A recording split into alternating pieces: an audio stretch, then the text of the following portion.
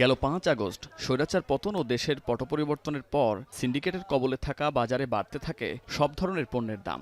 যে তালিকার শীর্ষে ছিল নিত্যপ্রয়োজনীয় পেঁয়াজ, ডিম আর আলু। গত আগস্টে কেজি প্রতি ৬০ টাকা দরের আলু হঠাৎ বেড়ে হয়েছিল ৮০ থেকে ৯০ টাকায়। তবে দাম কমে এখন বিক্রি হচ্ছে ৭০ টাকায়। এ অবস্থায় ৪ সেপ্টেম্বর আলু আমদানিতে শুল্ক রেয়াত সুবিধার প্রজ্ঞাপন জারি করে এনবিআর। ৩০ নভেম্বর পর্যন্ত আমদানি শুল্ক ২৫% থেকে কমিয়ে ১৫% বহাল রাখা হয়। তবুও দাম না কমায় আরও ১ মাস শুল্ক রেয়াত সুবিধা বাড়ানোর কথা ভাবছে সরকার।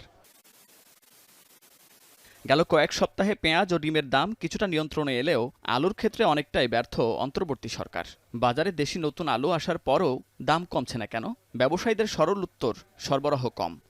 আমরা যেরকম কিনতেছি পুরাতনটা নতুনটা এখন একই কেনা। এতদিন নতুনটা কিনতেছিলাম যেভাবে কিনতেছিলাম তেমনি ব্যস্ত, কিন্তু এটার দাম মনে করেন কমে না। দাম না কমার কারণ এটা আমরা কিভাবে বলবো?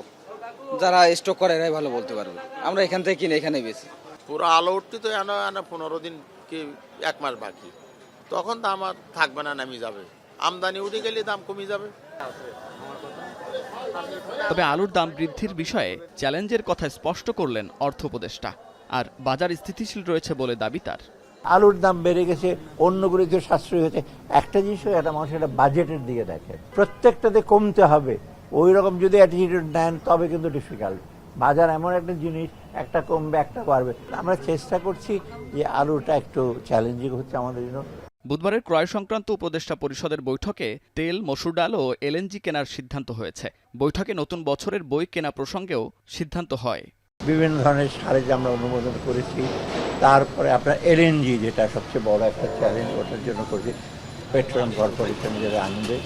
তৃতীয়ত আমরা যে মসুর ডাল, তেল, সয়াবিন অয়েল, পাম অয়েল এইগুলো আমরা বলছি তার হাতে পাঠ্য বইগুলো অতি দ্রুত আমরা চাচ্ছি। আজকে নবম দশম শ্রেণীর পাঠ্য পুস্তক 1 তারিখে আজকে যেটা করছি সেটা অলরেডি তারা কাজ শুরু করেছে, কিন্তু আমাদের অনুমোদনের পর ওরা তো প্রেসকে বলবে।